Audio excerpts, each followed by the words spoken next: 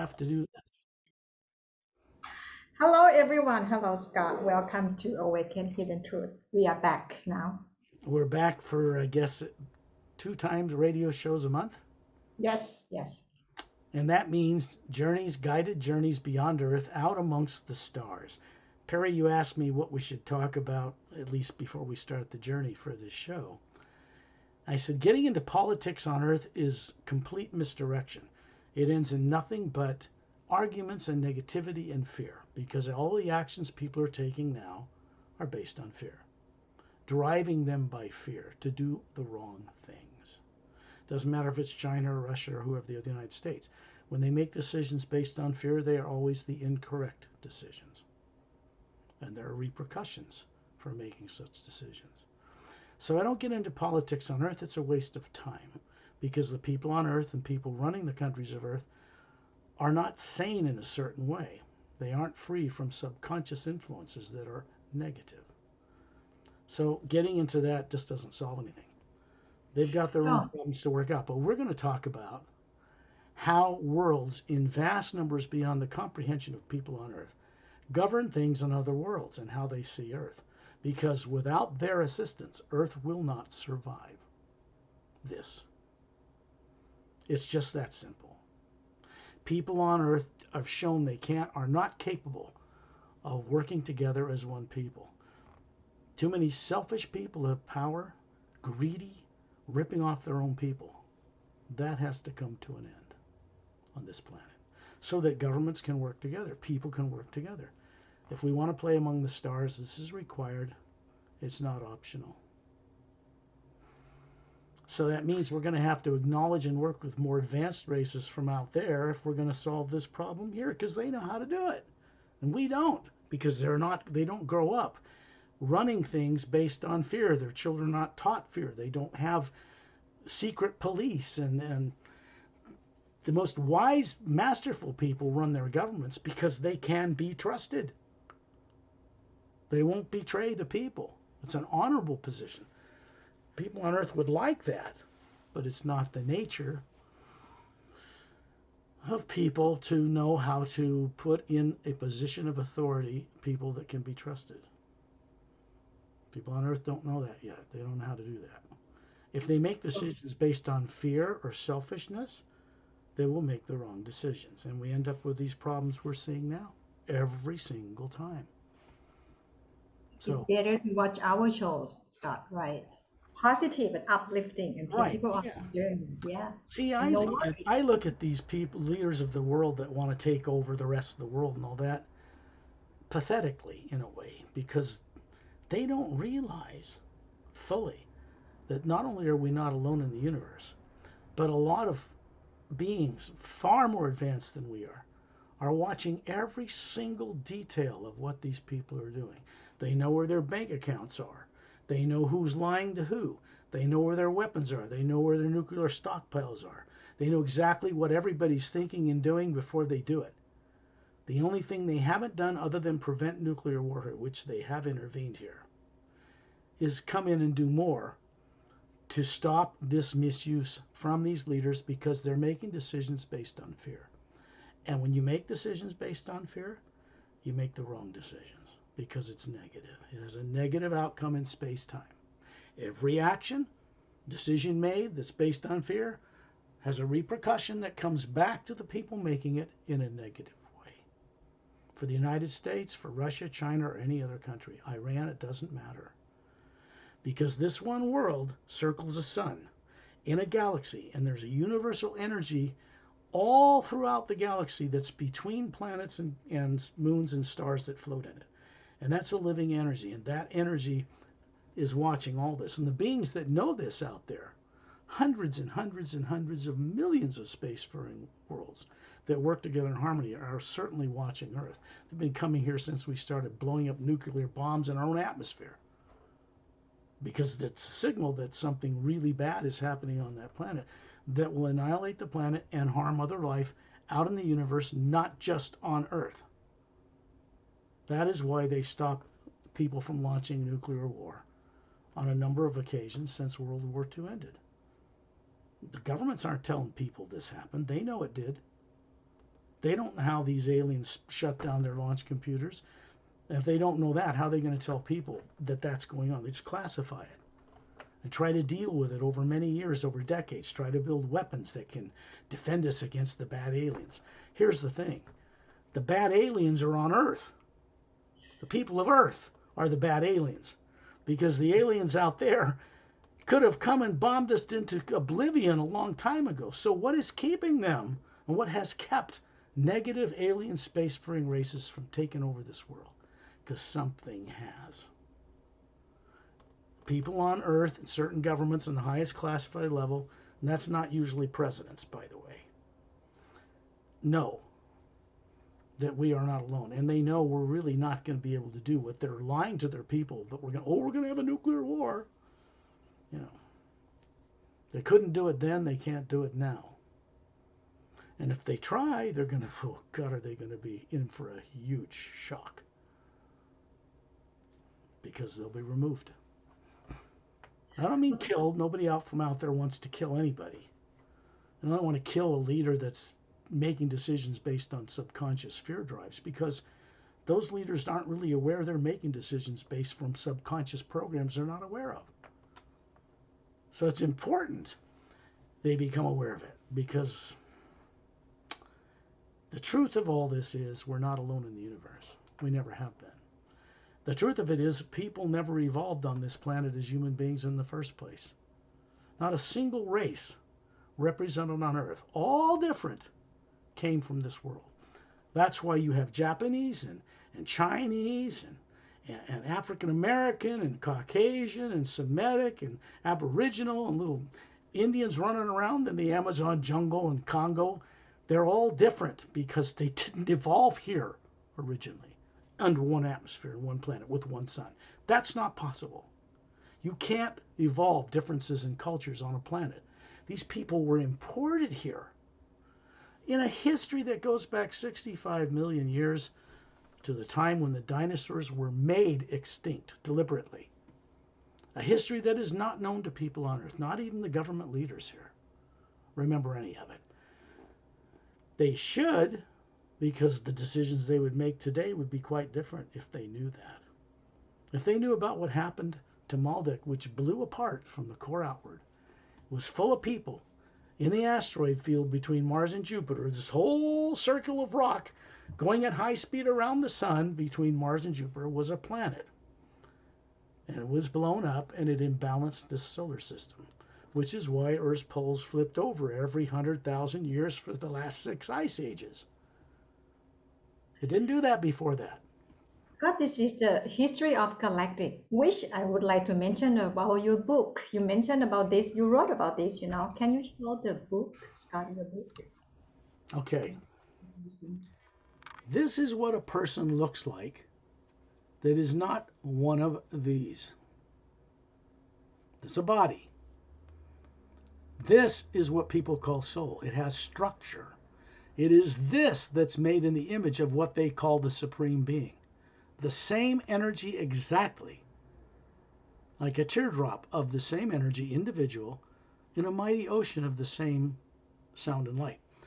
So this book is more about extraterrestrial involvement, because these are all extraterrestrial, human, Caucasian, blue-skinned woman, a Dren who's silica-based, beautiful being, not human, the photographic memory, has vocal cords, and as a silica-based creature evolved the ability to defy gravity and fly through the air like a bird.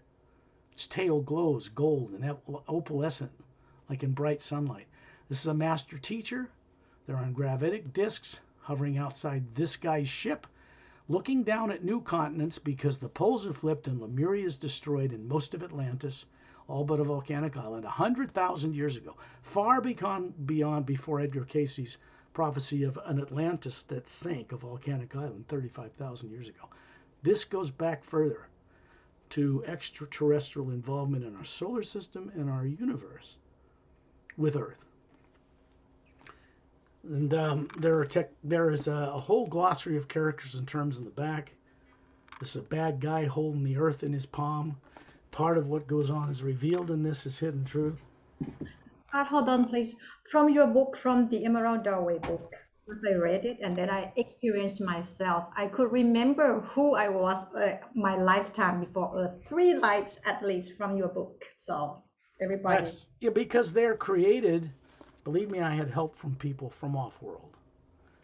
This took my entire lifetime of effort to recover memory I was forced to forget before I even started to put these out in the world as published works. The entire 3 books of the Parallel Time Trilogy, which is what this is. This is the first published book. The other 2 were written years ago, and I've decided because of what's going on in the world to publish those next 2 books. I'm not going to wait for them to be New York Times bestsellers. I'm going to get the next 2 books out. And as you know, in the next few months, they'll both be published. So Guardians of the Emerald Doorway is a doorway between the past, 100,000 years ago, and the present on Earth. It involves a Galactic Alliance, which is an alliance of worlds centered on a planet near the core of this galaxy. And it involved races, human, like this master teacher, this guy, all human or humanoid. This blue-skinned woman has little webs between her fingers and can breathe underwater or on land. She's human, but not from Earth. She's from a mostly water-covered world. And you get into all of understanding how that works in exploring what's in this book. So this is a city in the 5th dimension above what most Buddhists call the void. You're going to find stuff that's there beyond the void, because it is. This being's come down here because this master teacher is introducing these 3 to what they really are, because above each of their heads, they don't know this yet, is a little one of these hovering above their bodies, running these forms. People out in the galaxy and on Earth have been made to forget all this long ago, before they were born on Earth. So this connects us to present time. And this book, The Sayre's Agenda, shows an asteroid field between Mars and Jupiter. I mean, ice rings that circle Saturn. The asteroid field is between Mars and Jupiter, and it circles in the orbit of the sun. This is a mile-long cylindrical ship, an Emerald Star Cruiser, bridge controls on each end. It's hovering with protected anti-gravitic light in the ice chunks that make up the rings of the planet Saturn in our solar system, because astronomers on Earth and scientists know this is all water. How does water create a ring around a gas giant planet that has no water? It's quite a mystery, isn't it? These are disc-shaped craft with the familiar 3 disc-shaped pods, or wave vector, they're called. It's how they fly around with antigravitic propulsion. Are entering the ship in the middle section by changing their molecular time rate up enough to move through the metal hull. There's no open launch doors on these types of ships, therefore traveling through interdimensional doorways across vast distances of space. So they're stationed here in our solar system permanently. It's these kind of guys that got rid of reptilians in our underground bases, the few that were here. There were never many. That stopped little grays from abducting people more than 20 years ago. That's all done. People on Earth don't realize that yet, that that's not been going on. They're talking about stuff that happened to people decades ago. So changes have happened here. That's the planet Saturn. This is Mark Sandfield. He's a guy that's written published books. He's out on a solo camping trip in the High Sierra Mountains of California. And these 3 guys in black suits are not from Earth, and they want to kill him. This ship beams him up. He starts his journey into remembering who he is, because on Earth he doesn't remember that he's not from here. So in this book, there are special techniques in the back. A technique involving awakening what you've been made to forget. People have been made to forget. In a history they no longer remember. And I'm talking about a galactic history, not just their history in this life on Earth. Not even about the lives they lived in other lives on this planet, but the lives the majority of which have been lived on other worlds before they came here. This kind of technology is not new, it's ancient. People on Earth look at it and go, oh, anti-gravity ships, wow. People that are out there doing it go, wait a minute, that's been around for millions of years. It's like riding a bus for these people. And I'm talking about human races, not from Earth. So When you explore this book, it's about what's changing in the consciousness of a vast organization of world systems out among the stars in our galaxy and in others that has to do with how they look at Earth. I don't want to call it politics because they don't call it that. The word politics on Earth means I lie to you. That's what it means. I shall lie to you. I'm a politician. I have to not tell you the truth because it's classified and so forth in all the countries. So they don't call them that. The Sayres agenda is particularly about the Sayres race. Particularly introduced in this book is a very ancient being named Ambassador Torellian. He's 18 feet tall if he shows you a physical form, so you can have some familiarity with him, but you'd be looking way up at this guy because their race seeded life that became spacefaring races long ago, not just in this galaxy and not just in the physical universe, but the astral universe too, which is the next major parallel dimension up from Earth. And they got these races up to spacefaring capability, not just human, but other forms as well, because the Atma,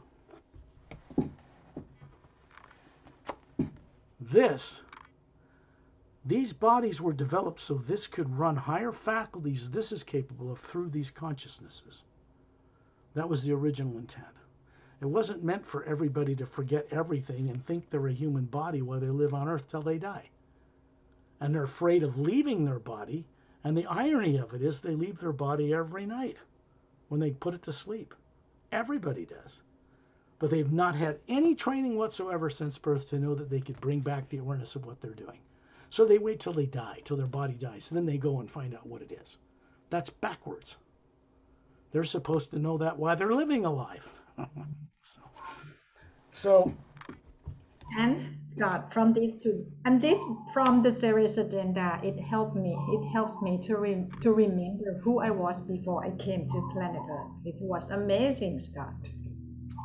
the point of experience is that it leads you beyond faith and belief into knowing, and into knowing certainty. Doubt and fear and speculation and belief drop away when a person steps into what they really are, that spherically shaped energy running one of these. They have no idea it's hovering above their head right now, but they can recall this or remember this in the right circumstances and the right conditions. They can reestablish what they once knew that they've been made to forget. And the question is, what happened to people that made them forget all this? And where did that take place? It wasn't on Earth. And that goes back into galactic history. The last great war in this universe took place 500,000 years ago, a little over that, and came to an end. It's been kind of a cold war going on amongst certain races, a small number of totalitarian races, and a huge organization of kind world systems ever since then. That too has come to an end out in space. So the races that would come here and destroy this place or kill people and eat them are removed from this solar system now. Not by people on Earth, not by our militaries or governments, by something else. Do you want to mention about the techniques behind the book for people to practice? Well, I will, but Okay. the main principle of exploring awakening deliberately hidden truth in people, like people on Earth, is to consciously reconnect with the first sound, the first word, or first sound that is behind all creation, supporting it, good or bad, right or wrong. It just supports life. It supports planets, creating gravitational vortices around them we call toroidal fields on Earth. And there's the same kind of field around a person's body they call the aura. The same kind of field is around a person that's hovering above that body. Their spherical true Atma self or soul. Beings from other worlds call it Atma. It means a drop of individualization, conscious being, from the source, prime creator. It's made exactly of the same energy as the source or prime creator on a smaller scale. It has the same abilities to effectively use the imagination to co-create wonderful new ways of doing things, and it's supposed to return to that source to share that. So the whole source energy of which all of us make this up on different dimensions and different planes can begin to create what we have created, all the multi-universe, all the galaxies, and run them in a better way than they're being run right now. For instance, if you want to retire the failed experiment of good and evil, which it is a failed experiment, you have to replace it with something that works. So the omnipresent living spirit that's out beyond Earth, the energy that's a white golden light when you see it when you're out of your body, it isn't black like you see in Hubble telescope pictures. That's because human eyes cannot see beyond a certain frequency, so it appears black to them. But scientists know it's not black. They know it's not dark energy. They know it's powerful, brilliant energy. They just don't know how to detect it without electronic devices. So when you see an image of a galaxy out there with all these beautiful stars and color and nebula, you're showing a composite of an image that other instruments can see in infrared, ultraviolet, X-rays, and all these higher frequencies of light. There is no limit to the speed of light. There never has been. That was made up by people in their limited thinking on Earth, because that's their eyes can only detect a certain limit of what they think it travels like. But they know, and they're not thinking this through, they know that infrared, ultraviolet, gamma rays, and all, they don't move at the same thing as the speed of light. And if they think they do, they're not measuring it correctly, because the speed of light has no limit to how fast it moves. If you look at visible light and you think of it as molecular, atomic, or nuclear energy, it's really not. Light itself is not nuclear in nature. An explosion on the sun that emits light is, but the light itself is not. The energy between planets and moons and suns and stars and galaxies is massively vast between all these little galaxies that hover in this field that supports them. More advanced scientists today in quantum physics and advanced thinking on Earth today know that that energy they call 0 point or toroidal energy is the energy of the universe. It's not nuclear in nature. There's no atoms or protons or nucleons or electrons in it. It's finer and it's behind everything, supporting those kinds of things. And it functions in a different way than the laws of physics that regulate one of the primary laws, which is every action creates an equal but opposite reaction. This means when you put something out, fear and negativity, attack something, the same thing comes back to the person doing it to teach them. Sometimes it can be a very harsh teacher. People have lost planets, even their lives, many times over trying to learn this lesson. But it's not about whether they keep bodies or not. It's because they can't be killed. No one's ever died. Bodies are destroyed, come and go all the time, but the beings running those bodies, the real life force that animates a body to move, is not in the brain in a person's skull. The brain is not designed to imagine anything. They've got that completely wrong on Earth. Psychologists, psychiatrists, they don't know what they're doing because they don't understand where imagination comes from. So they try to, so it's a chemical imbalance, and sometimes it is, or it's this, or it's that. They think it's all in the brain. It's not there. The spherical Atma that runs a body is the energy source for motivating that body through the pineal gland, the center of the brain, to do anything, or it'll sit there and drool and drop dead. Bodies do not run themselves. This is something that's really missing from the consciousness of people on Earth. I mean, absent almost universally across the planet. And it shouldn't be. It's unnatural as hell itself for people not to remember what they are. When they're born here and they have no memory, people think that's normal. It is not. It's manipulated. And it was manipulated in a history they couldn't possibly remember or imagine if their lives depended on it right now. Because fear of the present and the future blocks that memory, gets in the way, grounds people to earth, makes them think they're physical matter and bodies. They get attached to these things. They're not meant to get attached to them. They're meant to run them, knowing who they are. That is not one of them. This is what's missing in the consciousness of people on Earth. It's got nothing to do with world religions or politics. It has everything to do with who and what we are and what our purpose is with the source behind all life. What is that source? If you ask most people on Earth, they say, oh, it's God. That's just a piece of data they were taught growing up. Some abstract thing, some up there that they don't think they can ever know because it's just too much bigger than them. They can never comprehend it. This is not true. Each individual running a body has the capability to comprehend the source behind all life because they're part of it. Can I update about our hotel meeting last month? I think it is very interesting because last month hotel meeting you took as many people in the hotel to go on the journey, and that day, I mean the galactics and the master beings have removed the secondary implants of people who came to hotel meetings, and beside that we meet with source prime creator, which people on earth often hear about prime creator, but they haven't met, how it looks like in on this planet Earth, So Yeah, those, because if they think their brain's going to meet the source behind all life, it's not going to happen. It's not the brain and the body in one lifetime that can handle or comprehend such a thing. It's the Atma or soul. People talk about soul all the time. They haven't got a clue what it is, what it looks like, how it's shaped, how it functions. The real them running a body. There's a lot of subconscious fear in the way of them remembering that. They fear if they remember that, they might blow up another planet. They fear a reptilian might eat them for dinner. Somewhere in the past, 500,000 years ago. These things are brought forward but subconsciously buried so people, that's how tyrants control people out in space and on Earth, to keep them from remembering what they are. And then they can be made to be in fear about everything. Then they can be manipulated very easily.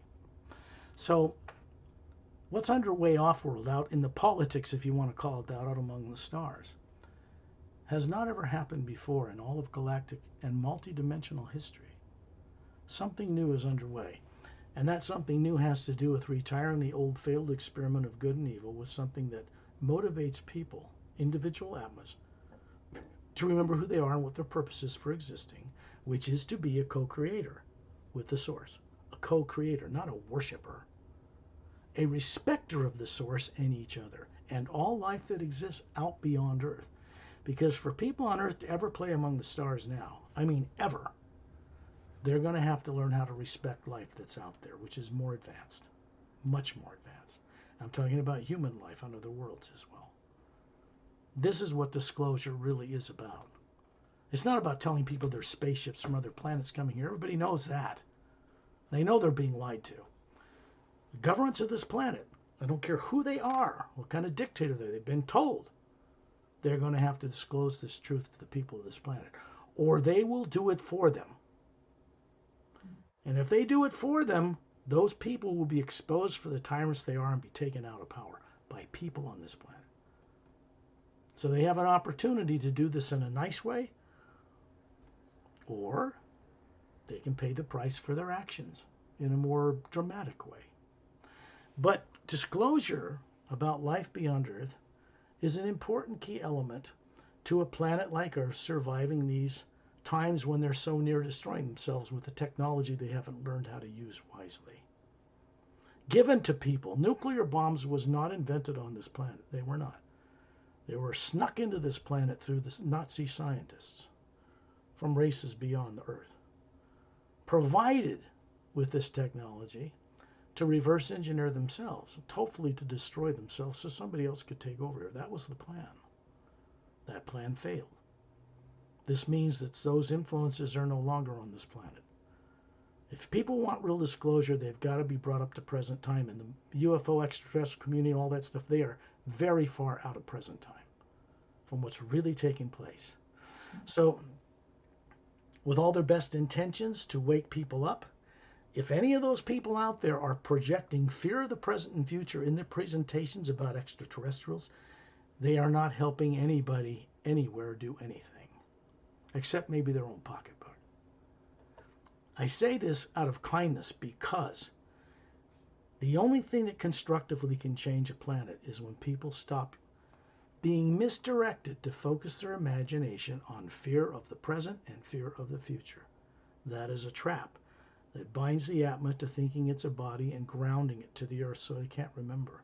It's negative. It's in the way of how the omnipresent energy works in the universe between all things that float in it. It's a living energy. The more advanced races know how to connect with that energy. And it delivers to them ways to go beyond the speed of light millions of times. There's no limits that way.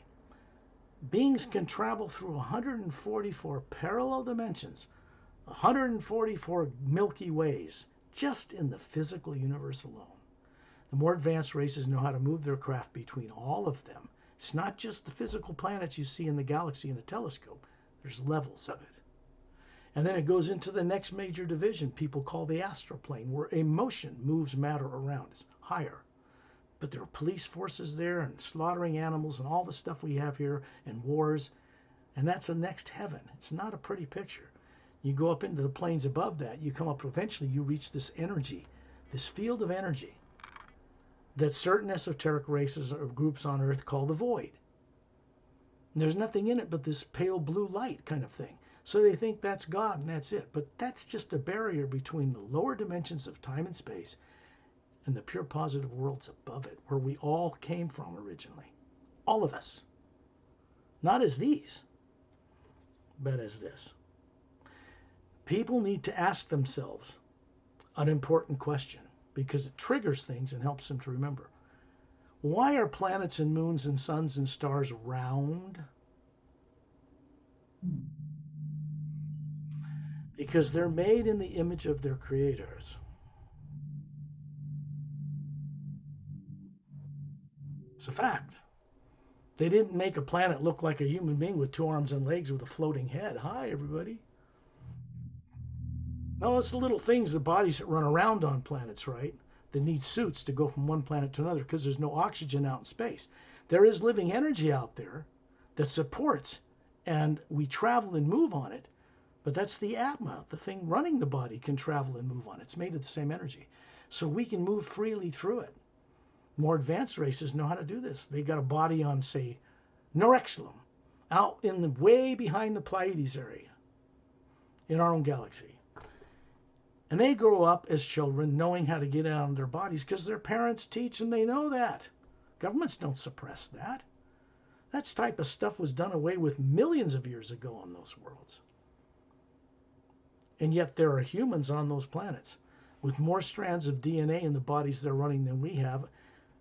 They use 100% of their brain. People on Earth have 100% developed brain, but only use 6 to 10% of it. You know why? Because they are not taught how to access or use anything else other than run a body around, eat food, and go to the bathroom and live and die in belief without any certainty about what they're doing. Faith or belief, to be really constructive, should lead into knowing direct experience because that's what it's meant to do. And if it's not doing that, the leaders of those faiths and governments behind them are keeping people suppressed for their own greed and profit. That's it. That's all there is to it. It is temporary, the way this earth is. What people call evil was never meant to be permanent. And it's erasable in a journey of an individual being's pathway back to the source they came from. It gets erased. When the wisdom's drawn from it, it gets erased. So the natural state of a spherical being or soul or Atma has no negative nature in it. People have been compelled for one reason or another over billions of years to believe that they can be infused with negative nature or that it's part of who they are. It's not. Negative nature is artificially created and implanted like holographic images of fear and death and torture that aren't even part of the being's experience. Implanted in a field of energy that surrounds the Atma or the energy around the body. In a field out there, so when the being looks through it to the nature of the multiverse, they see all this terror in the way, subconsciously. And so that prevents them from making any real strides to wake up here. I can only tell you the truth because the truth is something that beings recognize at some point. Something is said or done that triggers long lost memories. They begin to think, wait a minute, I used to know this stuff somewhere way back when. How come I can't quite reach it? That's how most people feel, right? Mm. Right. And there's a reason for that. There are beings out among the stars that know how to remove all that stuff permanently. And before they'll do that for people on Earth, Earth has to work as one planet. It has to be trustworthy and responsible. It has to be respectful of life on other worlds. There is never going to be a future for this planet in space travel the way we are now. I want to elaborate and make known what I mean by that. The beings I work with are not from Earth, mostly what I do, uh, are wondrously brilliant and kind. They don't have negative natures. Their governments don't run like governments on Earth at all. They don't raise children on those planets like people do on Earth at all. They're the closest planet with a kind human system on it amongst hundreds of millions of others would be like paradise to people on Earth. They were suddenly transported there. But you got to remember one thing. To those people living on those worlds, that's just normal. That's just normal. So Earth, particularly this planet and the humans on it, has been twisted severely in so many unusual ways throughout the last galactic history. It's been a planet quarantined under treaty between tyrant and benevolent races in such a way that both races could come here and have little experimental stations and bring some of their slaves here, kind people, and they were able to mine certain local things, but none of them were allowed to ever take over this planet. It was like a Switzerland. That came about at the end of a great war 500,000 years ago. What happened to planet Earth? Partially because its poles kept flipping, which means no one's built a civilization here past 100,000 years, because at that point the poles flip and wipe it all out, raise new continents from the seafloor and counterbalance them. It's a very violent, very sudden effect. Then you have an ice age. But the actual doing of it is quite violent. You don't want to be on this planet should that happen. Fortunately, one of the things that recently changed out among the stars, by an order of beings that run the mechanics of the universe, like keep a galaxy in its place, keep planets moving around a sun, maintain the nuclear explosions on a sun, provide environments for beings to evolve to higher DNA so Atmas can run them and get experience in the physical universe on all these levels, and then bring back their wisdom back to the source, because what they're bringing back is experience, not their bodies. It's not possible to bring one of these across that void into the upper realities. There's no negative nature there. These are made of positive and negative energy that split into two different channels, supposed to weave around each other to bring manifestation into form. What's happened is in the consciousness of people, their imagination has been brainwashed to think in terms of putting out good for their families in one thing and fear of the future in the other. Those two things ground each other like short-circuiting a battery and runs their energy into the earth, and they stay here. They're not meant to do that.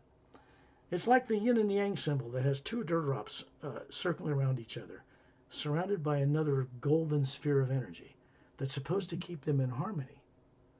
The consciousness of people is split into two ways opposed to each other in their imagination. Imagination is not made up in the brain. It is the Atma hovering above it that imagines. Even daydreaming doesn't come from the brain.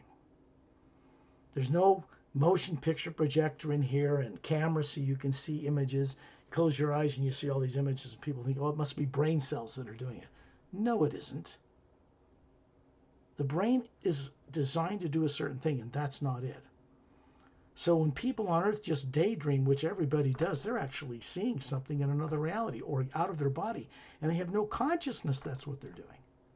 It's just fantasy to them or something. They have no training from birth to even understand what it is they're doing. So when they go out of their body at night and go out and experience the universe and come back, they don't bring any awareness back at all, or very, very little, usually, because fear is in the way. Fear is an artificially created and implanted control mechanism. It's not part of who we really are. So, in the end, it has to be done away with. It has to be neutralized. Because our nature as beings is to become conscious, trustworthy co-creators with the source behind all life. We're not meant to worship the source. That keeps people so far away from it, worshiping it for favors. They can never go to it and speak with it and be with it. It keeps a tyrant above their heads. If you don't do as I shall say, I will give a pitchfork in your ass and send you to hell. That's a great one. You know who made that up? Kings. Tyrant kings controlling priests on this planet made that up to keep people stupid for lifetimes. And it's worked very well. But you got to understand something. That technology of doing that was not created on this world originally. It was created by tyrants out among the stars that came here in a history you don't remember. The history of beings being brought to this planet to populate it started primarily 65 million years ago after the big dinosaurs were made extinct. Where's all that missing history in the people on Earth? Many people are living on Earth today were blown apart on the planet Maldek and incarnated here. Where else are they going to go? They don't even remember any of this history. It's their history. Fear is the only thing in the way of recovering any of this awareness. When we work with the first half of the word human and languages were not invented on this planet. They were imported. Human, the first half of the word is HU. It is a way of sounding out a vibration that works from the head or the cranium upward. You vibrates the pineal gland in the center of the brain and opens a door. Om comes from the mental plane, 4 planes up, but it's below the void. It's not in higher realities. Vibrates this area. Om. You can feel it when you do it. So it connects to that energy that's out in space that is really a white golden light, packed full of living consciousness, that all things float in it. And it connects us to it. It's a telepathic connection. Telepathy meaning a direct communication in the pure hue itself, in the omnipresent energy that's not nuclear, that cannot be penetrated or coerced or controlled by any negative nature whatsoever. Which means when people go into it, they begin to connect to the source they came from. It becomes a teacher. It starts to become a protector. It starts to help them return while they're still alive. So this is part of how the hue functions. It's why people from other worlds utilize it. The most advanced races utilize it to set up a, hey, I want to talk to you, Supreme Being. It's like saying, hello, this is Scott. I would like to talk with you.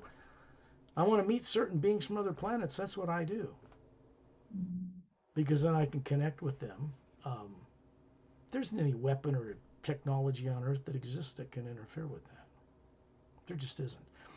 Plus, it sets up a field of energy around the person to protect them from all the other negative stuff that's in the atmosphere of this planet. Every bad thing that's ever been done by people to people on this planet to animals is in recorded vibrations that circulate around the inside of the atmosphere of this planet, bouncing off the ionosphere like radio waves. That means people are responsible to be caretakers of the atmosphere in this planet that live on it, which is required. People are not doing that on Earth. They're doing quite the opposite. They're polluting their environment, their sewage systems, the sea, the air, everything they can do to annihilate themselves because they're making decisions based on an artificially created implanted subconscious program. Primary implant. Where did that come from? How can I say this on this little radio show we put up on your YouTube channel? Why don't they shut the satellite off? Think about it. Why don't they? Because they can't. They're not in control of their technology as much as they think they are. And if push comes to shove, and they try to push a nuclear button, their launch computers are shut down. This is not new. This has happened a dozen times I know of since World War II ended. You think the governments are telling people this? It's an old system that it's past time for it to be done away with, because it was done after the end of World War II to get people to be inspired, to feel safe, to rebuild a destroyed world and make babies and feel safe. And they couldn't tell them that there's races coming here that could kick our ass all over the world if they were really bad. And our militaries cannot protect you. So they classified it 35 countries. It's an old bad habit at this point. And we can't move forward to play among the stars with other races the way things are run now. There's no Star Trek in the future. This planet, the solar system, is quarantined. Not by us. By more advanced, much wiser, kinder races, many of which are human, to protect us from ourselves. And certainly to protect us from going out there with all the crap we would bring out there and vomit out on them. It's not going to be tolerated. And they're not going to tolerate it. That's been made clear to the leaders of this planet. So everything you see now is just people making decisions based on their own fear of loss of their body, of their wealth, whatever it is. It's all stupid. This is not how normal planets are run out in space. This Earth and its people trying to go out there and meet things amongst the stars, they're going to meet it all right. But it's going to be a real shock for people on Earth to know that the races out there are far more advanced. And they're not going to tolerate us bringing all of our negativity and greed and stupidity out there, because they did away with it a long time ago. A long time ago. That's what our future is. We only have that future. People are so suppressed right now on Earth, awareness-wise. They don't realize that if they think they're a body, they don't remember what they are or who they are, that was never a body and never will be one. There's only one way for people on Earth to go from there, and that's up. There is nowhere else to go except total annihilation. And then all the Atmas lose all their bodies, but they'll still be alive, and then they're going to have to deal with that. They're going to have to go incarnate somewhere else, try to learn the lesson. It just never stops. So it isn't a matter that anybody can be killed. The beings running bodies, even animal bodies, can't be killed. They aren't matter. They're not nuclear in nature. You could set off a hydrogen bomb under us, and the bodies would disintegrate instantly, but we'd be just floating there going, what happened? Where's my body? Oh, the body's gone. That's the true reality of creation. And people on Earth have been denied knowing the simplest, basic parts of this that they once knew long ago. So they're recovering their history, like you've been doing, Perry, is part of recovering their autonomy, their freedom, their ability to imagine and choose to imagine only that which is of an uplifting benefit to all life. That's the right utilization of the creative imagination, of daydreaming. What people put out in their thoughts and feelings goes out in microvoltages, in wavelengths measurable on an oscilloscope, out in the atmosphere, bouncing off the ionosphere along with everybody else. And sometimes people open themselves to the most diabolical and terrible things that happened in Rome, and they start acting these things out in this life. They don't realize they're just acting out a terrorizing program. So the more aware people can become of what the imagination is, how to utilize it properly, what its purpose is, what their purpose for existing is, everything changes for them. I send this message out to every person on this earth, every leader, every tyrant, because it's the same thing for everyone. The rest is just a bunch of subconscious nonsense driving them to make decisions that are only destructive and can never be productive. The destructive actions can never result in constructive good. It's not possible. You have to put out constructive, uplifting, beneficial actions towards others for the whole world to change and become like that. And it's going to take every single person alive to think and imagine differently, which is coming to this world, so that they can play among the stars and go on field trips to other planets. Children be raised very differently here. We're going to need the assistance of more advanced kind races who have solved these problems and have the technology and the spirituality to help us save this world from us destroying it by our inappropriate actions. It's just that simple. Think of it this way. There have been planets out among the stars long ago that reached this level of technology and were going to annihilate themselves. Everybody was at each other's throats. And then all of a sudden somebody shows up from out of town, from the stars, and shares with them the truth they've been denied in such a way that they can't deny it, and those worlds change. Now, if we were alone in the universe, then those worlds would have been destroyed as well, like Maldek was a few million years ago. Because the way they treat younger cultures now is different than the way they did then, for a good reason. There are beings on Earth now who don't even remember they're not a body, majority of people on Earth, that have great potential to co-create new ways of doing things with the source behind all life, and they're being stuck here so they can't return and complete the mission they were sent on a long time ago. So we want to get that moving forward. Great races from the stars they don't take over governments. That's the thinking of people on Earth for their own power, to hold their own illusion that they have power, because they don't. What power does a person on Earth have? No matter how much money or power, when they know their life's going to come to an end, that body's going to cease to function.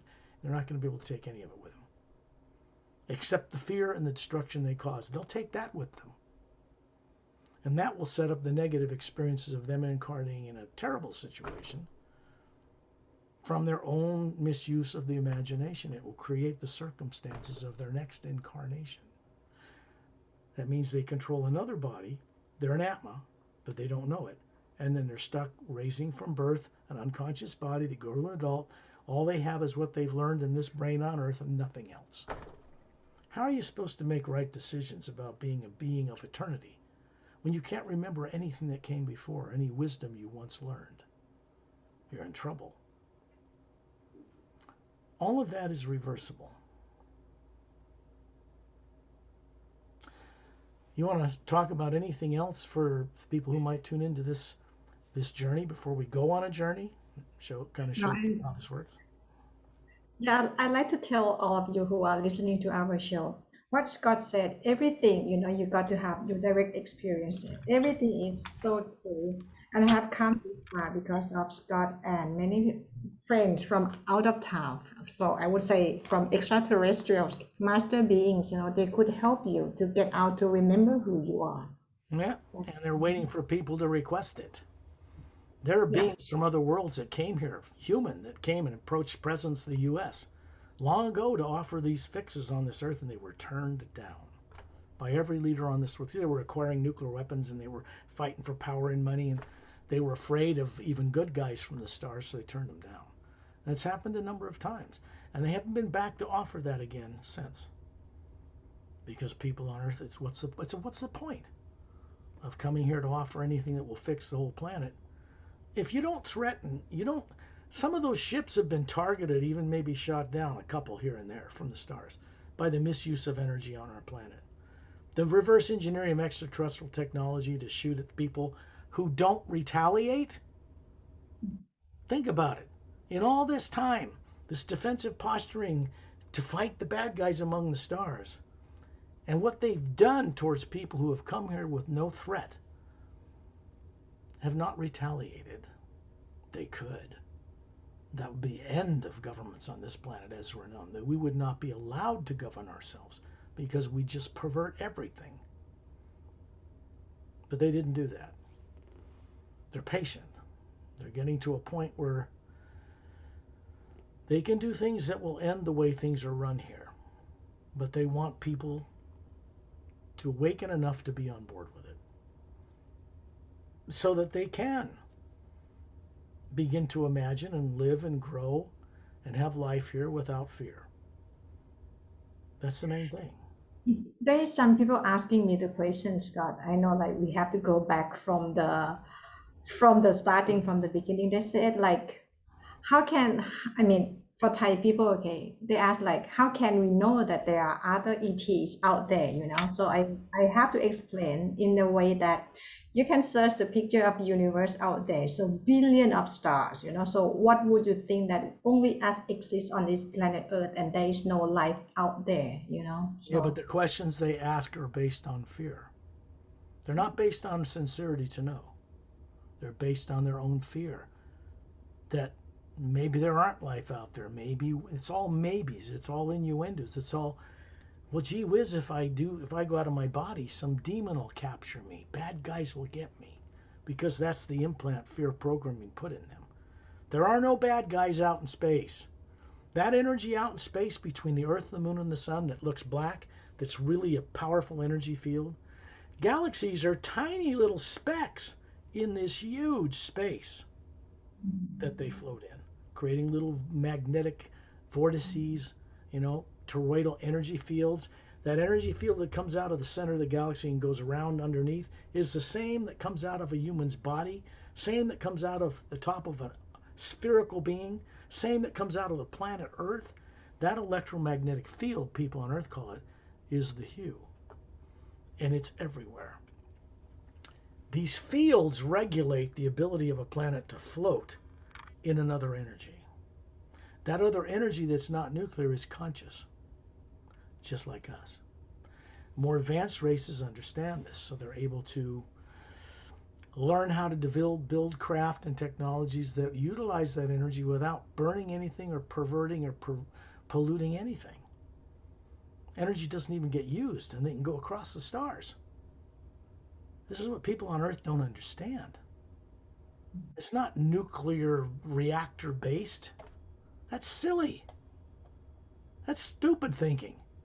Oh, we're going to get a nuclear reactor on a spaceship and make it with rockets out the tail, and it's going to go faster than the speed of light. We're going to have warp drive. No, you're not. Because it doesn't work on the principle of propulsion out a tailpipe. And there are people out in the galaxy who would not allow us to use such craft in the first place. You get a nuclear reactor outside of its lead containment and everybody dies from radiation. Nobody uses that kind of stupidity out there among the stars. They dropped that millions of years ago. They know better. So if we want to freely take advantage of what they can offer people on Earth, cures for disease, change the genomes on the DNA, turn some of those switches that are genomes on that are turned off in people and passed on genetically here, then we need their help. It's just that simple. Otherwise, we don't get it. And people on Earth can suffer till most of them kill each other. But the point is,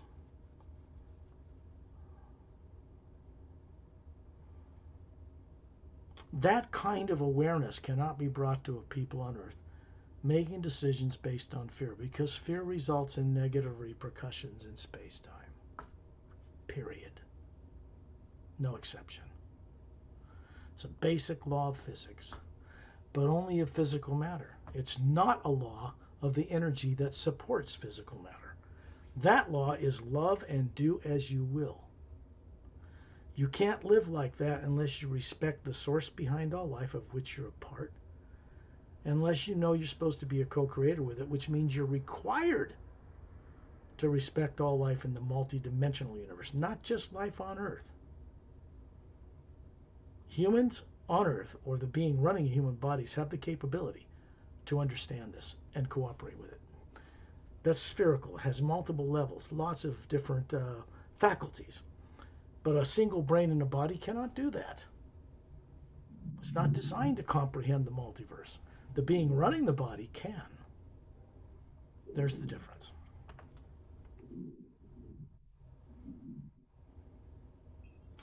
There are techniques in the back of the Seres Addenda book, one for the prologue and one for each of the 29 chapters, that work with the hue. And they work with the hidden truth that's revealed in those chapters for a specific, highly focused purpose. And that is so people can begin to have direct experience, depending on the effort and the courage they show, because there are beings who are watching them. Not interfering with them and spying on you when you're on the toilet. None of that nonsense. But they're telepathic. We're all telepathic. So We are connected through this omnipresent living force to everything else. What happens on Earth affects everything else. And beings out there aren't going to allow us to annihilate the planet, infect them in a negative way. They know better now. So, fortunately for us on Earth, they are intervening to some degree.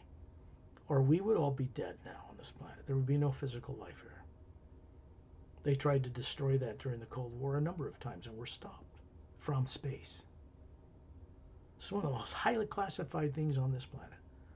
The fact that certain people knew something else stopped us from launching nuclear war, not from Earth. They didn't come down and take over militaries and rule governments. They just said, look, you guys, you're just making decisions based on fear. You can do whatever you like, but you're not going to be allowed to do that. It's just that simple. So when we go on a journey, we work with the first half of the word human, which is not native to this planet and did not get originated here at all, ever. It is not owned or possessed by any religious, spiritual, esoteric organization on this planet. It was around before Earth even existed. And all it does for, say, humans, as an example, not just humans, but all kinds of other bipedal races out there, it opens a doorway so the being can begin to communicate with the source without fear, because it turns fear off. It turns fear off. It's a program. It's designed to turn fear off so you can go out and explore things. That's what these journeys are for. So people can remember how to leave their bodies and go and remember their place in the universe. It's experiential. It's not faith. It's not religion. It isn't belief. It's based on direct knowing certainty, which is the highest faculty of every single soul, every Atma. It's godly in nature. During the journey, I will turn off my camera. Now, don't go to sleep and drool. I'm here. I'm still here. Okay, so what we do, I'm going to send out the hue after first setting up a little bit of assistance for all of you to imagine properly. Maybe for the first time in your life. Maybe some of you are used to this, most are not. So the first thing we do is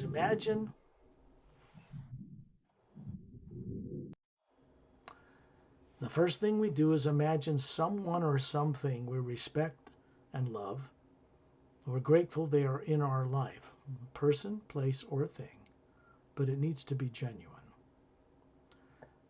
Which just means that whatever it is you imagine makes you smile inside. It's positive and constructive and uplifting. This begins the process of the correct and proper utilization of daydreaming, or the creative imagination, which, as I might remind you, is not made up in a human brain, does not originate from there at all. Most people know how easy it is for them to be walking down the street or sitting on a park bench and imagine being somewhere else, or on a vacation in the future, or even another planet or another dimension. The Atma hovering above that body while it's sitting there in kind of a meditation is actually seeing what it is they're imagining somewhere else. People on Earth are not taught any of this, so they don't really realize consciously what it is they're doing. When I send out the hue, I'm going to raise it in tone vibration to raise the energy to go through all the planes of the lower dimensions of time and space and into the upper realities. This is what I always do. And I do this with beings, advanced extraterrestrial spacefaring races and their master teachers, and beings that are from higher realities as well. And they will do this hue with me in order to be a benefit to all of you.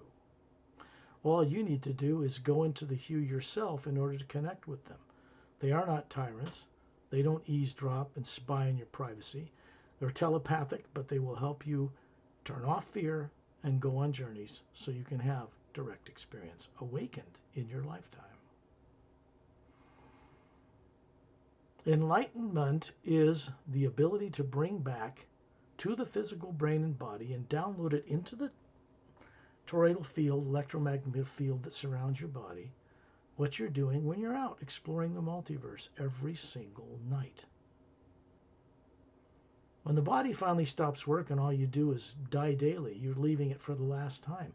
But what most people don't realize, they've been leaving it every night since they put the body to sleep since they were born.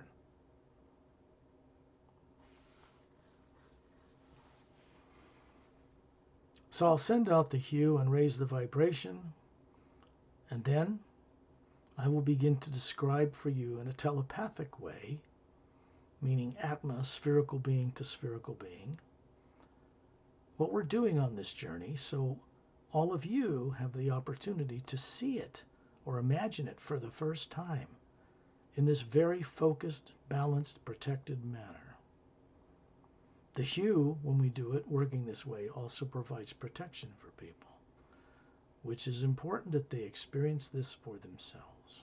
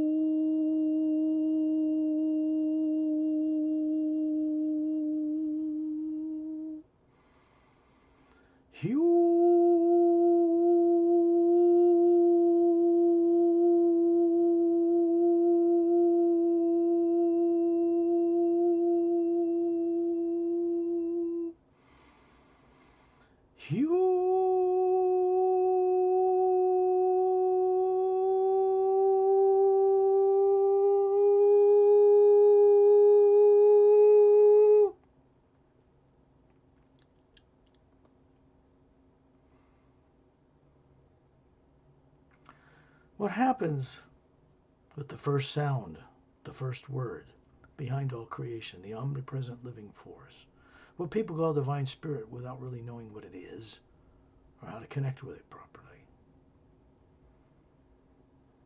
is that it has always been there for any being to connect with it, which is like a doorway between you on earth and the source behind all life, a direct connective doorway. The hue, the omnipresent living energy, the toroidal field, the 0-point energy out there in space is not limited in any way, shape, or form by the speed of light. It is not limited in any way, shape, or form by gravitational fields, or matter, or time and space, or molecules or atoms. It is the energy finer than that behind all things, and it is not nuclear or atomic in nature. It is living energy, but is the energies it supports in the dimensions of time and space that have the molecular and atomic nature. Each of us as an Atma or being running a body like this on Earth is comprised of this very same non-nuclear, non-atomic energy. In quantum physics, you could say we're little quantums in a great big quantum of the same energy. This is true.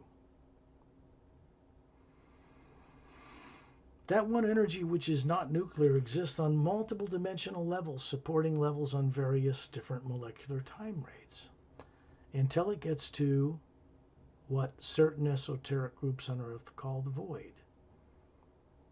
And that prevents most people, because of their limited imagination, from going beyond it, to return to the source from whence they once originated. When you can awaken how to imagine what it's like to be on the Atma plane, that is the first dimension above the void, known to most Buddhist monks, I think. There are many levels above that, all the way up into what we call the source, prime creator, the ocean of sound and light. There's no negative nature in anything that exists above the void, and you cannot bring anything of a negative nature with you there. That is why the barrier we call the void is there. To change anything in the lower worlds of time and space, like the failed experiment of good and evil, it has to be done amongst the beings above the void first. They have to be motivated to change the way things are run. This has taken place fairly recently.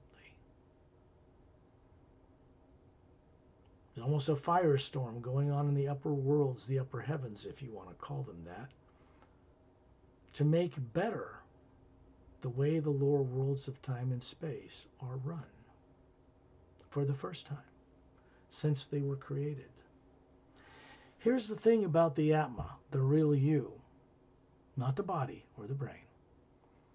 It is made of source energy, that which exists beyond and before time and space and worlds were created.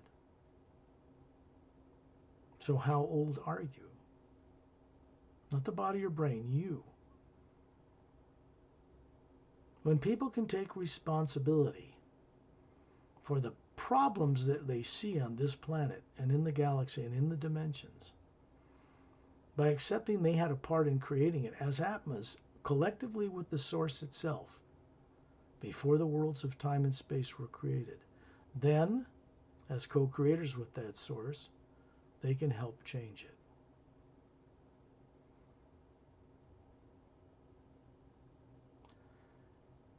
When you imagine someone you love and respect and you're grateful they are in your life, that makes you smile inside, you can easily daydream, just daydream, with your eyes closed. Why do we close our eyes? Simple. Because it shuts off any light and frequency coming into the eyes, and that part of the brain is turned off. It does not harm you. It doesn't stop the heart from working or the lungs from breathing or blood circulating or anything like that.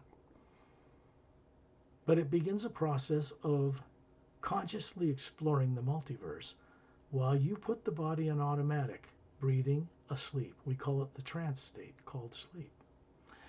Beings from advanced world systems know it's a trance state. It just means the body's running on automatic. Maybe you're snoring, but nobody is home, which means you have an energy of a pure golden white light, a little beam of energy from the core of your being, which is spherical, to the pineal gland, the center of the brain, running it. And distance beyond millions of light years or different dimensions does not limit your ability to keep that body safe and asleep while you're gone. All this comes about by awakening direct experience. Something you're all capable of doing if you show a little courage. And you no longer wish to imagine negative things. You no longer desire to be part of adding to and creating the destruction of life. You no longer wish to be part of fear of the present and future.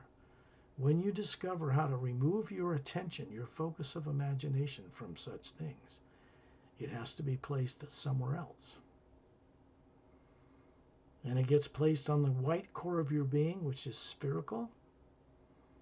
And then it connects to that energy out in the universe we call toroidal or 0-point energy, the energy of the universe, divine spirit, omnipresent living energy, whatever you want to call it. And that connects up through the planes right to the source, from whence each and every one of you as individual Atmas or souls came from originally. It begins a reverse process so that you can fulfill your mission, which is to become a co-creator with the source. Simple.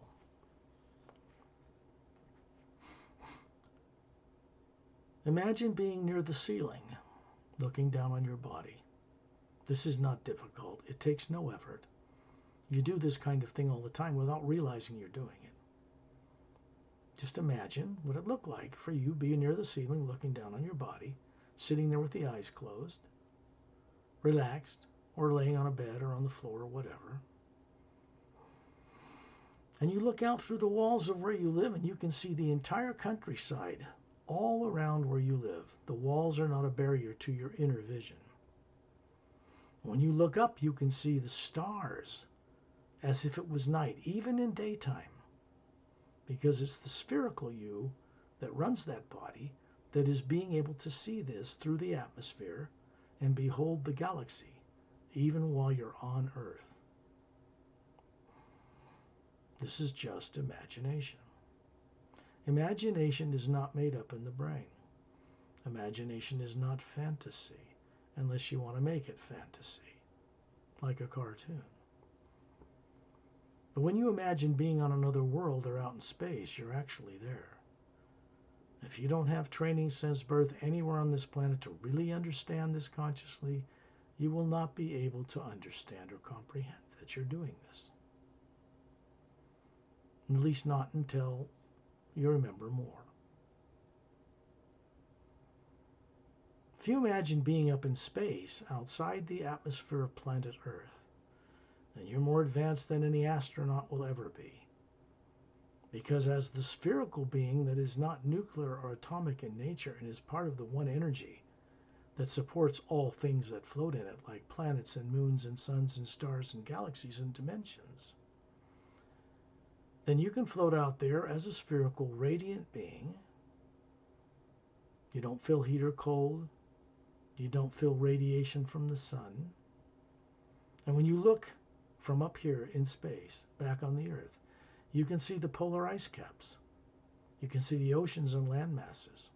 You can see the barren moon pockmarked with meteor craters that has no atmosphere, or none to speak of, that does not turn on its axis to create much gravity, and it circles or orbits the planet Earth, always showing us the same face, which means people never see the backside of the moon. They call it the dark side, but it isn't always dark because that backside turns around the Earth and comes into focus with the sun directly on it. So there's night and day on the moon. The moon has no atmosphere. It is not normal or natural for a body like the moon to circle a planet without turning on its axis. That is abnormal, not natural. And so that's created problems for people on Earth. It wasn't always like this. You can see the sun in the distance, and when you look at space now out here, you're not seeing it with physical eyes. That body's asleep back on Earth. You can hear the sound of a truck go by on Earth. Your ears still work. But the body's really in the trance state. It's a meditative state or a state we call sleep. It just means that you are functioning in a different reality high above the Earth, running it to keep it asleep. You do it every night, so this is not at all difficult. In space, you're going to see that we are in a circle, all of us, Any of you who tune into this radio show that's recorded, this journey, in that moment you will be out among the stars with us. And what you're going to see is this. There is a being standing in the center, and we are like planets around a sun, except we're all on the same level, in a big circle, and you can see your body like it looks on Earth, but perfectly healthy, flawless, radiant, about 36 years of age, like a young adult. Doesn't matter if you're younger or older than this, it does not matter. Because the body you're showing each of us is made of energy. It's not nuclear, but it looks just like you. And above that, when you look up smiling, you see a sphere of light hovering above that form. And that form is being projected from the white core of your spherical being, Atma or soul. And this is done so we each recognize each other than just looking at a bunch of spheres. Ambassador Terrellian is from a race, a human race called the Say Rays. It's spelled S-E-R-E-S, but it's pronounced Say Rays, S-A-Y-R-A-Y-S, like that, phonetically. And he's showing you an 18-foot tall human Greek god type body with slightly curvy blonde hair to his shoulders, big blue eyes, and slightly pointed ears like an elf in a white gown, in bare feet, with his two hands out, with his thumbs up. It's very positive, mudra, you might say, and a white golden light in a sphere around each fist. And that light is radiating out past all of us, creating a sphere, a protected sphere of energy out in space. We're far above the atmosphere of planet Earth. This energy is not nuclear or atomic in nature, and no negative element or technology whatsoever or negative being can penetrate this energy. That is not possible. For anything like that to penetrate this energy, it would have to be first transformed into pure positive energy. Because this energy comes from above the void and is brought down here and placed around us outside the atmosphere of Earth so we can go on these journeys. It's just that simple. There is a sound emanating all around us. When you look out in space now, you don't see black like you see in a photograph composite made from the Hubble telescope or radio telescopes. It's a white golden light everywhere. It's powerful. It's finer than matter. It's behind everything. It's between everything that floats in it, like Earth, the moon, the sun, the stars, the galaxies, and many multi-dimensions on many levels. This one energy exists through all the multiverse, from the lower worlds of time and space up through the void and beyond it, all the way up to many planes above that, to the source itself.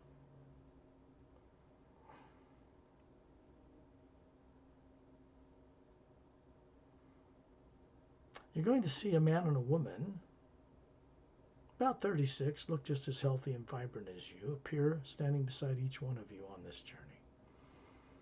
They are from the Galactic Interdimensional Alliance of Free Worlds, as it is called, on a planet called Zetranami 1, located near the galactic core of our galaxy. It is a planet 4 times bigger than Earth. There are no polar ice caps. It has 3 moons orbiting at a different distances the size of Earth. No polar ice caps. And in the distance, they orbit a trinary star system, which astronomers and scientists know exist on Earth, the more advanced ones. And this means that there are 3 suns orbiting each other. A big one, usually a blue giant. A yellow sun, like a medium-sized sun, like our sun, Sol. And out a little further, either a great big red giant or a red dwarf. And so, depending on their gravitational fields, there's a big sun, another one further out that circles it, another one further out that circles that, and then planets that circle or orbit all 3. That is a trinary sun system.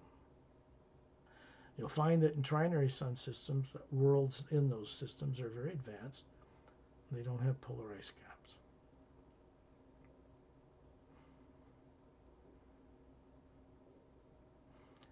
Out in space, when you look at Earth, you can see the ice caps on the planet, North and South Pole.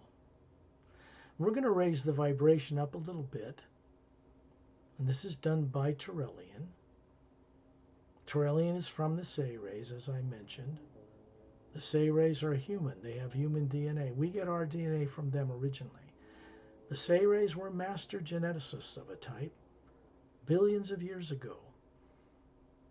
They evolved to the point where they immortalized their physical bodies, like the one you're seeing now. It just means that they evolved to the point where they could dematerialize the DNA that made up their body and store it in a teardrop, one of many on many levels, in the spherical nature of their being as Atmas. They did this consciously. So when he wants to manifest a body for you to see it so you have something to relate to, he just pulls it out. The hue that surrounds us, the omnipresent living force, the toroidal field in space, zero-point energy, fills it and manifests this body. If he wanted to, you go up and touch it. But the Say rays are not burdened with running bodies around that need to eat and excrete and all of that. They're very advanced. Turelian is ambassador from the Say rays to the Galactic Alliance near the core of this galaxy, to the Andromeda Galaxy, and many others. They were responsible for raising genetics like human to a point where Atmas could run higher faculties of being through them, but not be trapped or stuck in bodies, living in that illusion. They brought those races, human and humanoid and other non-human races, up to spacefaring capability and withdrew, vanished for a long period of time until fairly recently to see what we would do with it. Consider that they were emissaries of the source itself. And we've all seen what we've done with it is not a pretty picture. What has changed out there,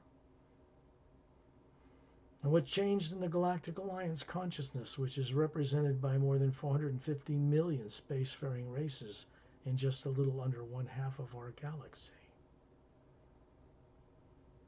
This ambassador showed up in the council chamber in a white dome on a very big planet, and their consciousness was changed so that they realized that they cannot stand in the background and do this law of non-interference nonsense and allow Earth to destroy itself like the planet Maldek did, which now circles as an asteroid field between Mars and Jupiter in our solar system. It was destroyed long ago. And they did nothing to intervene in that then, 500,000 years ago, and it ended up biting them in the rear end out there in space because everything is connected. So you see, Earth, they prevented nuclear war on Earth already. When Earth people finally are allowed to become aware of life beyond Earth, nuclear weapons will be simply disintegrated all over the planet, turned into useful products, or turned into trees in nature that's been stripped from the planet's equator. This is easy technology for more advanced races to change the molecular structure of one thing into another, including sewage and everything else, because they can transform it on a molecular level. Scientists know it's possible, they just don't know how to do it on Earth yet. Blowing apart atoms to have nuclear bombs is not the purpose of creativity. Transforming one thing to another and cleaning up environments, having the technology to run off toroidal energy, zero-point energy, without needing oil or gas or any of those things that pollute, has been established out among the stars in ancient times. So this is not new technology. And if we want it freely given to us on Earth, then we have to do what was offered to certain presidents back after World War II that were turned down. We're going to have to become respectful of the races out among the stars that are far more advanced than us. Turelian is one of them. You are all in an orbit around him right now. Outside the atmosphere of Earth, out in space. Why? Because this zero-point energy, this golden white light that packs everything between all things that float in it. You cannot store negative thoughts and emotions and imagination in it. It does not store such things.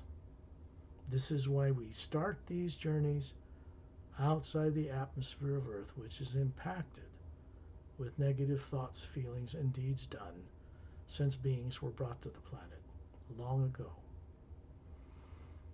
That negativity in the atmosphere can be neutralized in an hour if we get the help from friends from out of town. Otherwise, we're stuck with it.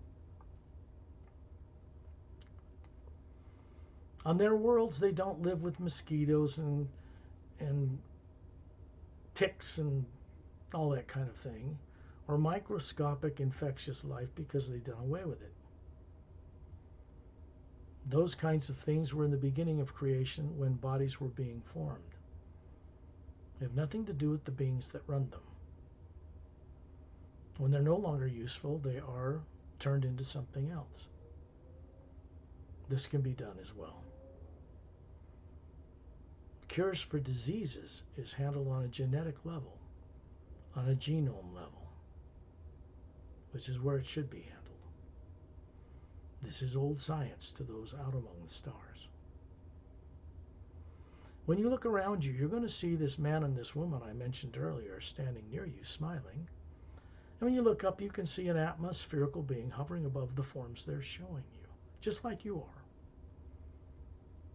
The man and the woman, they're from the Galactic Alliance. Some of them are master teachers. Others are very highly trained to help remove what are called secondary implants. These are subconscious, fear-driven programs that, when triggered, play across the nervous system and misdirect the decisions of people on Earth. They can be turned off through the hue. They can be removed with the assistance of such beings, but only if you request it. They are not tyrants. Secondary implants are subconscious terrorizing programs of torture, death, and all the rest of that nonsense. Because they're subconscious, when they're influenced, you're not aware of what it is that's playing on your nervous system. They're temporary. They run a certain amount and then shut off. So it really is benevolent and useful and beneficial to be free of the secondary ones that hold down what's called the primary implant. This was implanted in people before they were born here, in a history you can't remember. Everybody on Earth is an extraterrestrial. They did not originate. No human form on Earth originated on Earth. This is the first primary principle of enlightenment that must be recovered in people on Earth if they're to make any real progress. To have the purpose of their lifetime here means something tangible.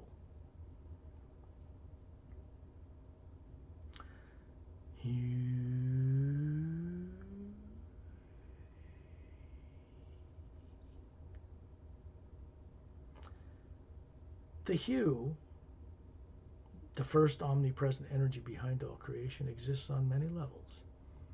It's all one energy, vibrating at different levels, supporting matter or molecular time rates that vibrate at different levels. And it moves up through the multiverse, through the void, into the upper realities. When you look around you, you're going to see there are a number of other beings who have appeared here. And they are in a sphere, over 1,000, that surrounds all of us, including Torellian and us in a circle around him.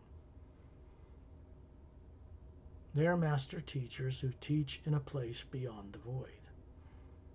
They've joined us here so that when you look behind you and look at their smiling faces, you look at men and women with Atmas hovering above them, and these are master teachers who can benefit you to have experience so you can be free of subconscious implants permanently.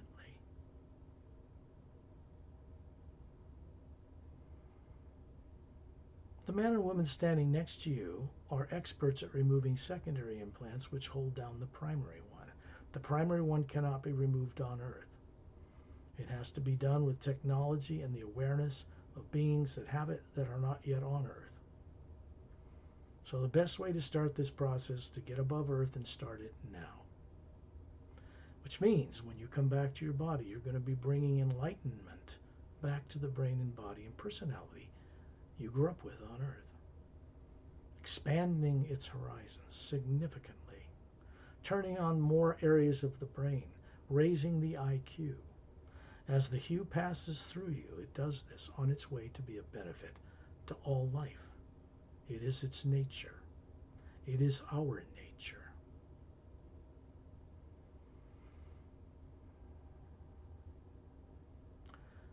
There are a number of master teachers here in an inner circle around Turelian. I'm standing there. Master Ramu is a man about 6 feet tall with a maroon robe with a short cropped black beard, black short curly hair, carrying a crystal staff 6 feet tall made of quartz, which is luminous and glowing golden here. And he's showing you a body looks to be about 40. It's actually a body he's showing you that he has stationed on Earth in a slightly higher parallel dimension. So he's stationed on Earth, but he can come out here anytime he wishes as well. And that staff is crested with a cross with a vertical oval hole in the center of a vertical top. I think they call that the Ankh in ancient Egyptian history. That did not originate on Earth either. It's a device. It's his trademark. It's a tool. There is a being named Opelum, Master Opelum, from a mostly water-covered world here. And he is from a planet in the third higher parallel dimension of the physical universe called Oceania. And he is blue-skinned, pale blue-skinned. Emerald green eyes, dark shiny black hair to his shoulders. Dressed elegantly, simply. He's holding up his right hand with his fingers open so you can see little webs between his fingers. He lifts his neck, you can see 3 little slits. These are gills. This is a human being that has Sayre's DNA in it, that learned how to breathe underwater or on land on that world. They have the most advanced crystalline-based science in the universe, on this galaxy anyway. The Sayres had a lot to do with bringing that science to them long ago in galactic history. You are being met outside of the Earth's atmosphere, which is very negative, in a field of energy that allows you to see and know and perceive things for the first time without fear. This becomes your direct experience, one of many yet to come.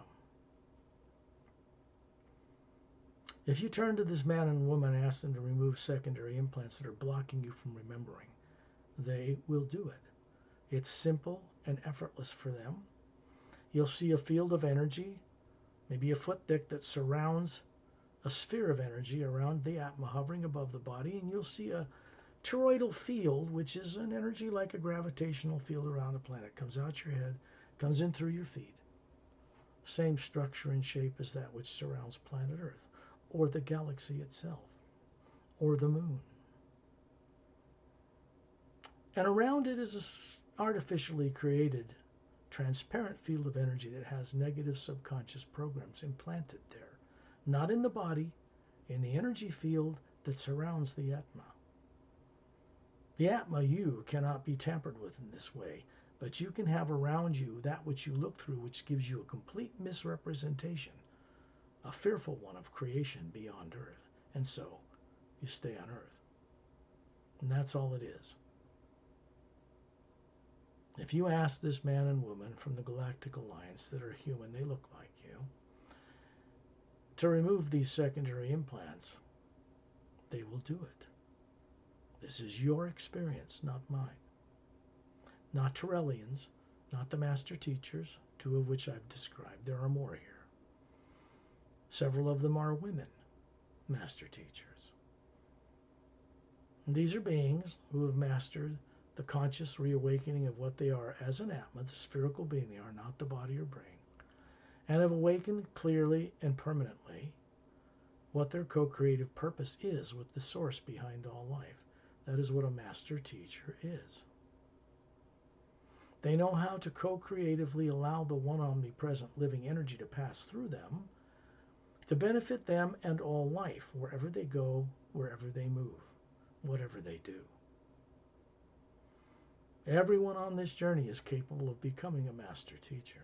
They are Atmas. They are soul. When you get this white golden light around us in space, around Trillian, you hear the sound like roaring thunder under your feet. But it's pleasant and uplifting. It's a soft, deep rumbling. This is the sound of the hue that runs through the physical multi-dimensions, 144 of them. The sound becomes more like the crashing ocean along a beach, continuous and rolling.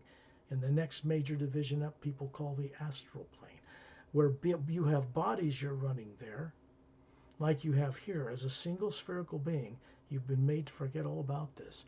But all emotion that moves matter in those planes is channeled through you here on Earth, which is where your emotions come from, not from this one lifetime.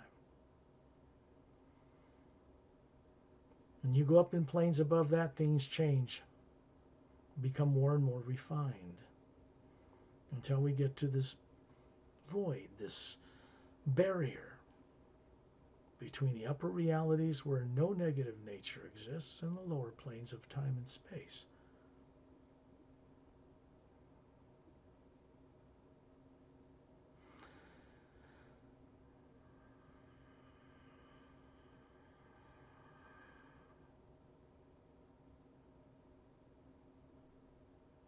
I'm simply taking the time to ask Trillian where it would be best for us to go for the benefit of all the people who are on this journey now and those that will be on it when they can play this recording back on Perry's YouTube channel, because it is out in the world and available to people. Here's the principle. When you really are ready to awaken and be free from fear, this video and the other ones I have on my website will cross your path, or you will create crossing paths with it. And then you simply begin to step off-world, out into the multiverse, so that you can recover your ability to respect all life in all of the multidimensional creation. This is what you are capable of doing. The sound current, the original stream, first word, doesn't originate on Earth or through any individual. It comes from a place called Source, Prime Creator, the Ancient One. And that is in a reality far above what we call the Atma plane, the first pure positive energy plane that exists above the void. When you look up, Trillian's pointing upward, and you see a vortex like an hourglass open in space right above us, outside the Earth's atmosphere. And it looks like blue-green luminous water turning slowly clockwise, and there's an opening through it. Way in the distance on the other side of that opening, you can see a little white point of light. But you're looking at is a cobalt blue, pale blue atmosphere, nothing in it but that point of light way off in the distance. And you hear the sound coming off this place. It sounds like the high single note of a flute playing very high. And it's attractive to you, like a bee being drawn to a flower to get pollen to make honey. Something you once knew begins to awaken. We are a group of people displaying bodies that are made of pure energy that look like you but flawless. The Atma hovering above it, the same for Trillian, Ramu, and Opelum, and the 1,000 master teachers in a sphere around us. That sphere is now moving upward right into this hourglass vortex, this tunnel. We're going to bypass the lower planes of time and space altogether and go out into the void that exists above the etheric plane. The planes work like this: physical, astral, causal, mental, etheric. Our bodies are almost transparent, very little negativity, and then there's this void. We are going into the void above the 4 or 5 lower planes of time and space.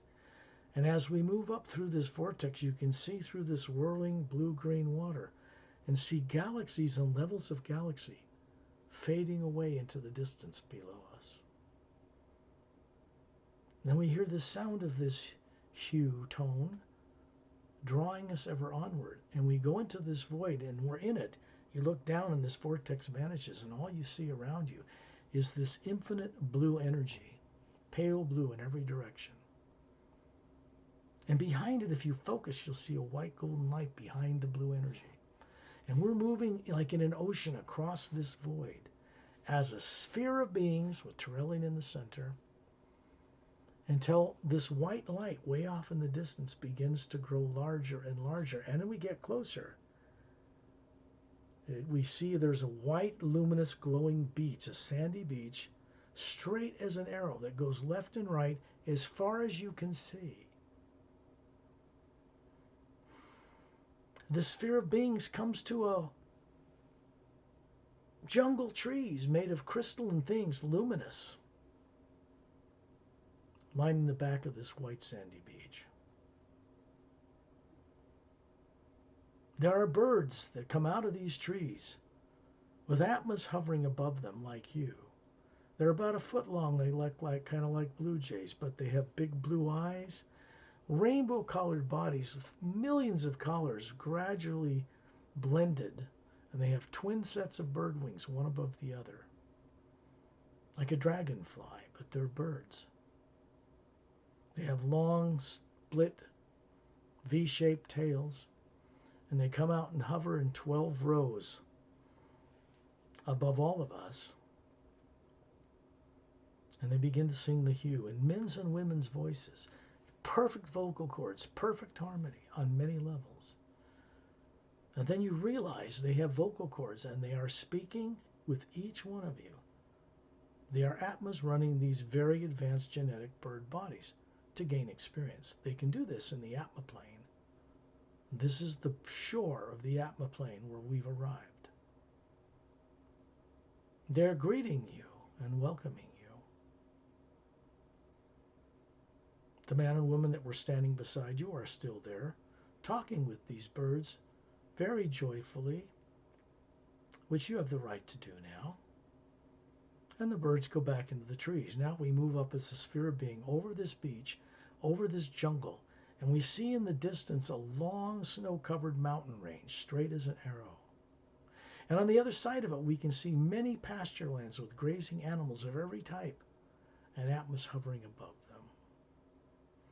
The animals here, the Atmas that are experiencing animal forms here, have vocal cords, and they talk with each other. The beings do. Humans as well, or human-appearing forms here. You see this long snow-covered mountain range and a palatial estate at the base of it, all along the bottom of it.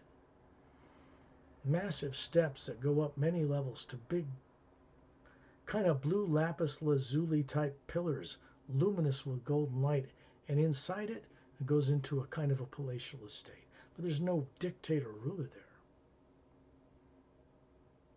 And you look down and we realize you're looking down on a clearing, and you're seeing a circular white marble floor, and there's a fountain 15 foot wide in the center of that floor. It's 100 feet wide, so this fountain's about 15 feet. And it's scalloped white alabaster type edges, circular pole holding it up, and a flat sitting seat around it made of white stone with 12 carved ornate legs holding it up. In the center of this, on a square pedestal, is standing the statue of a man. Maybe 6 feet tall, maybe shorter. Bronzed skin, bald head, gold and radiant eyes. 2 gold bracelets on each of his upper arms. Standing with his hands down to his side with the palms facing outward. And there's a shaft of white golden light coming down into his head, out through his palms, filling this bowl. And it's dropping in a luminous even sheet around the outer scalloped edge to disappear just behind the seat and vanish in the ground below. This is a certain kind of fountain. And you look at the beam of light, it goes up through into the higher dimensions, comes down into this fountain. There is a being standing on the edge of a brown moss-covered path that winds up towards that mountain to the estate up there, and he is the being that statue represents. And he floats over towards us and introduces himself. Sat Nam, it means true name, first word, original word, sound behind all creation. First manifestation in this human appearing form you'll ever see. And he has his right hand up and he's welcoming us. This is the Atma plane, the plane of soul. This is where you all embarked on before you got mixed up in incarnations in the lower worlds of time and space. There are many dimensions above here. The fountain is emitting a kind of light that looks like white golden water. And if you wish, the beings that you have manifested here, the physical forms that are perfect, you can see a stream of this water come out of the fountain and go down your throat, which is made of pure energy, and up the top of your head, smiling into the white core of your being, hovering above it, and brightens it. Turns on these different layers. The being, you, has a white core and a layer of teardrop shaped lights around that, and an outer layer, and another outer layer, concentric circles. They cover the spectrum from white light. The next layer is like a yellow, then orange, then green, then blue, then violet and lavender, and a gold light around it. That's what each being looks like. The being hovering above Satnam's physical form he's showing you is the same as yours, just brighter. The sound here is of a single note of a flute, humming through the atmosphere. The light here is manifest in the atmosphere itself. There are no suns, no planets, no moons, no stars here. Just this floating landmass here that we call the Atma plane, surrounded by pure living energy. There is no negative nature here whatsoever. If you have the courage, you can come back here and you can explore the territory that is beyond the palace, beyond the mountain range. You can experience what it's like to fly like an eagle, because the body forms here, the animal genetic forms are of a higher nature, and you can run them and know what it is to love and respect Atmas that are running animals on earth. It changes everything for the individual that goes this far. Here in this plane, beings can learn how to be dolphins or whales, any other type of extraterrestrial race, and understand the way they feel and think and love and create and imagine without any negative nature. So when you come back through into the lower universes, you begin to do what you're supposed to do. Respect all life in the grand multidimensional creation. It is your true nature. When you look around you now, you find yourself back surrounding Terrellian, Ramu, Opelum, 1,000 master teachers around us, and the men and women standing next to you from the Galactic Alliance, some of whom are also master teachers. And you can see the Earth. Now we're going to show you what Earth looks like in the third higher parallel dimension of the physical universe. It's not astral. It's another level, another planet Earth. And you look at it, and you look at Earth with the polar ice caps and the moon, the barren moon, and the sun, and it's like a heat wave goes over it. And it's raising the vibration so that you can see what Earth looks like in this higher parallel dimension. It has no polar ice caps. Beautiful oceans cover it. There are two big continents on it. One big one centered over the equator, from the left to the right hemisphere. It reaches down almost to about a third of the way above the South Pole, and extends upward to a third of the way above the North Pole. And on the other side of the planet is another continent, 2/3 its size. That continent is named Lemuria. The continent on the other side is Atlantis or Atla. It is not these continents as they were known on Earth, that were destroyed when the poles of Earth flipped 100,000 years ago, on the Earth you know of. Down in the bottom part of this landmass that extends near the southern pole, there are no polar ice caps. When you look at the moon here, you can see that it's covered with atmosphere. There's little mountains and snow and rain and lakes and rivers, little oceans, turning on its axis as it turns around the Earth. And the sun in the distance and the billions of stars around us here too. But down on that thing that extends a third of the way above the South Pole is a half moon bay shaped, crescent shaped, glowing emerald green beach. You can see it from space. And inland in the jungle area, you can see a single snow-capped mountain and a huge dome, clear dome covering a city nestled at its western base. And you suddenly find yourself looking down at your feet, your bare feet. And they're wiggling in glowing emerald green sand, about a foot above the sand. And you look around you and realize that you are standing on a glowing emerald green beach, crescent shaped. There's a huge jungle behind it. And behind us is Turellian, 18 feet tall, standing up to his knees in this emerald green glowing water. It's green and blue, actually. It's a blend. He has his two thumbs up. He's still got that golden light around both hands he's brought here from the Atma plane we just visited.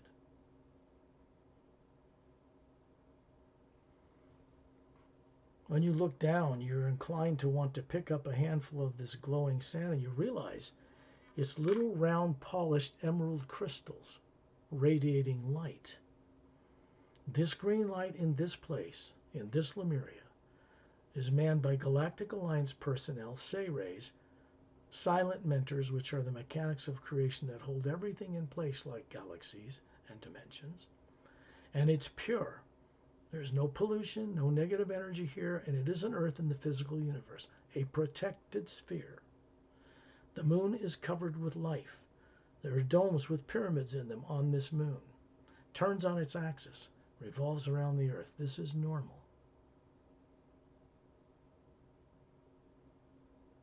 That green energy moves into your hand, up through your head. You look up smiling, goes into the white core of the being you are that's spherical, and out into the green layer to turn on different teardrops around there. It has to do with remembering your existences in the lower dimensions of time and space that you were made to forget. Because all fear is turned off here, remember?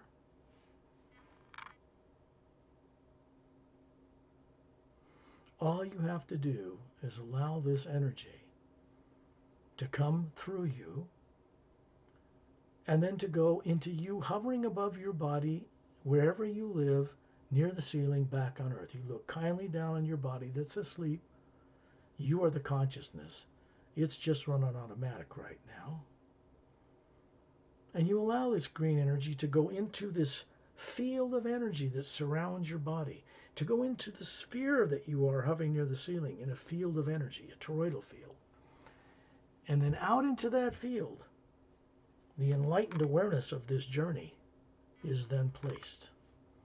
And you can look through that instead of fear of the present and future and returned on this journey to the source, to the Atma plane at least, to gain more experience through the hue. The energy moves through that body, through the pineal gland, the center of your brain, and then out through it, it continues to move out into the Earth planet. And it connects to 3 pyramids that are not made of matter, that are stationed on Earth now. Very tall, bigger than the one in Egypt. Golden sided, quartz capped. There's a fountain like the one you saw of Satnam inside it. There are 2 on the bottom of Earth's deepest oceans and 1 in a hollowed-out interior of a mountain in Tibet. Well, not Tibet, the Himalayas. The energy that's come through you connects to that fountain, and then it's projected out in space, connects to an even bigger pyramid floating stationary between 2 stable asteroids in the asteroid field that circles in the orbit of a planet between Mars and Jupiter. And then it's beamed out to these same pyramids that exist between individual stars. And this is a recent manifestation in our galaxy. That energy is then projected to the core of the galaxy because there's a toroidal field around it and a beam of light going up and down, and it's sent back upward. It is a flow that is in constant motion. We are of that energy and can connect consciously to it through the hue. When you're ready, open your eyes.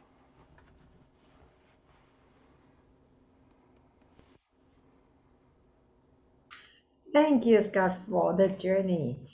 You can always, I mean, people who can always go to listen to this journey many times, even the previous videos that we have, right? Sure. Yeah. Things are changing. More is being revealed in these journeys now, like implant removal. That was never done before. What, last week or a week ago when it first appeared to happen during the hotel presentation? Yes, correct. 2 weeks ago. Well, they're ramping things up because Earth, as everybody knows, surely needs it. I want to thank you, Perry, for being willing to be courageous to do these. And I want to wish everybody and you, I just want to say, see you all lighter. Okay, and if you think this video is very helpful and uplifting, please thumb up, subscribe, and share. Thank you, Scott. See you next time. See you next time. Remember, these are doorways. It's up to you. Yeah, got to read these 2 books if you really want to remember who you are. I can All right. reaffirm that. Then I will bring this to a close.